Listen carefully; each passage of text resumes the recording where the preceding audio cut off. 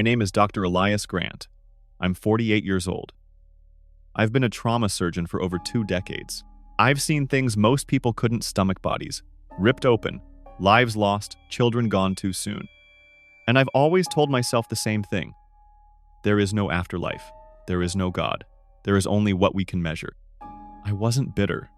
I was precise, logical. I believed in medicine, data, and the cold certainty of death. To me, religion was a crutch for people afraid of the dark. I had no use for it. Not even in whispers. Not even in private. Until I became the one on the table.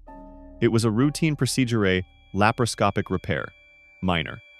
I wasn't even supposed to be under general anesthesia. But something went wrong. An allergic reaction to a medication.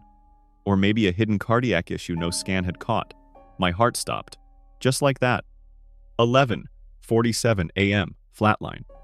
I remember a jolt, then nothing. Then something. Silence. Darkness. But not the kind I knew. Not unconsciousness. This was awareness without body. I could think.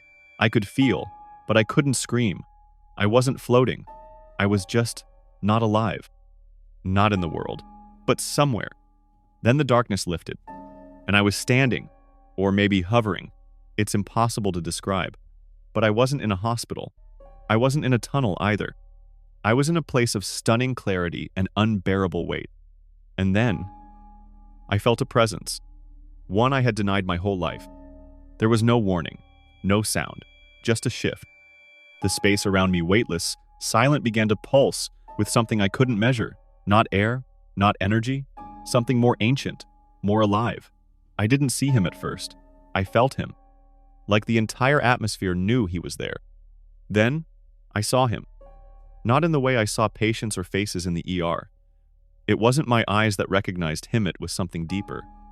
Like my soul had always known, but my mind had buried it. It was Jesus. He didn't glow. There was no halo. But I recognized him instantly. I didn't need introduction. I didn't need proof. I knew. He stood there, still, with eyes that weren't just looking at me, they were reading me.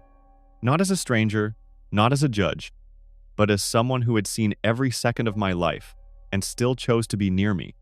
And for the first time in my life, I didn't feel intelligent. I didn't feel qualified. I didn't feel in control.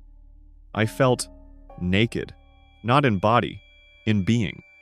My mind raced. Surely this was some anesthesia-induced hallucination, a neurological glitch, a dying brain's final illusion. But I knew better.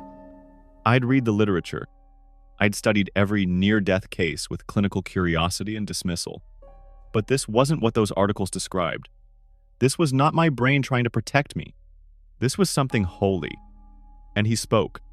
Not aloud, not with a mouth, but straight into me. Elias, why did you never ask? I trembled. I had no defense. I had spent my life stitching bodies and ignoring souls. I had stared death in the face and never once wondered what came next. I thought I was strong. I thought I was enlightened. But now, in front of this presence, I was dust. And yet, he stayed. He didn't walk away. He didn't accuse me. He didn't strike me down. He simply looked at me, and then everything changed. It was like time peeled open. I wasn't watching a movie. I was inside my own memories, one after another. But this wasn't nostalgia, it was raw, unfiltered, unedited. I saw myself as a boy 7 years old sitting alone after my father's funeral. I remembered that day, the silence, the closed casket, the church, and how I stared at the priest who promised we'd see him again. That was the day I stopped believing. That was the moment I decided God was fiction. But now I saw more. I saw Jesus there, not interfering, not forcing, just present, watching, grieving with me. I never saw him before. Now I couldn't unsee him. Then more scenes flashed. Me as a med student, mocking the Christian nurse who prayed over her patients. Me refusing a dying woman's request for a priest, saying she needed morphine, not magic. Me telling a broken father that there's nothing after this, your son is gone. Moment after moment where I crushed hope because I believed I knew better. But each time, Jesus was there. Not angry, not cruel, just heartbroken. Not for himself. For me. You believed in suffering, he said, but you never asked where comfort comes from. I collapsed inside myself, not from shame, from realization, from a flood of clarity so pure it hurt. And through it all, he stood there, not as my enemy, but as the one who had always waited for the question I never asked, "Are you real?" I didn't mean to say it. The words just came out of me like a confession that had been buried for decades. In that timeless, soul-lit space, I looked at him, this man, this God, this impossible presence, and whispered the words I had laughed at my entire life. "Are you really him?" He didn't answer with a sermon. He didn't defend himself with logic or doctrine.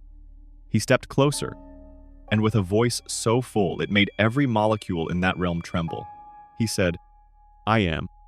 It wasn't just an answer. It was a revelation. It felt like the foundation of the universe had just spoken to me. My medical knowledge, my education, my ego, everything crumbled in an instant. And for the first time in my life, I wasn't curious. I was desperate. Desperate to understand how I could have lived 48 years, surrounded by miracle sand, missed the miracle maker. "Why me?" I asked, tears rising. "Why are you showing me this now?" "Because you've spent your whole life healing bodies," he said, "but your soul has been dying." And then he reached out his hand, not as a gesture, but as an invitation. I looked down and saw his wounds. They weren't gruesome. They were glorious, alive, radiating light. "You've searched for truth in everything except me," he said. "But I am truth." I fell to my knees. If knees were even real there. I didn't argue. I didn't rationalize. I just broke. I cried like a man who finally saw the mountain he had mocked, only to realize he'd been standing in its shadow all along. I cried like a son who had finally found the father he never knew he missed. And as I wept, he said the words that shattered me and saved me all at once. "You were never unloved. You were just unwilling." I wept. Not like a man in pain, but like a soul that had just realized what it had missed for a lifetime. I had spent years silencing prayer with prescriptions, mocking faith with science, and convincing myself that life ended when the heart did. Now here I was, heartless, breathless, but more alive than I had ever been. "Please," I whispered. "I didn't know. I didn't know you were real. I didn't know you were there." He stepped even closer, his radiance so powerful I could barely bear it, yet I didn't want him to leave. He looked at me with eyes that had watched my arrogance, my rebellion, my coldness, and loved me still. "You didn't want to know," he said softly, "but I never stopped hoping you would." The weight of those words crushed me, because they were true. I didn't miss him by accident. I avoided him on purpose. I chose silence. I chose pride. I had stood in sterile hospital rooms, declaring people dead with certainty, never once asking where they went after. "I'm sorry," I said. "I'm so sorry." And he smiled, not with approval but with relief, as if he had waited my entire life to hear those words. "I forgive you," he said. "I already did."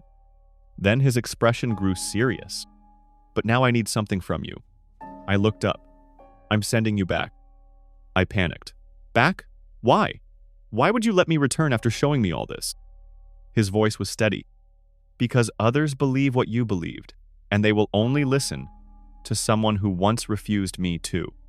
I didn't argue. I couldn't. I had been given mercy. But now I was being given a mission.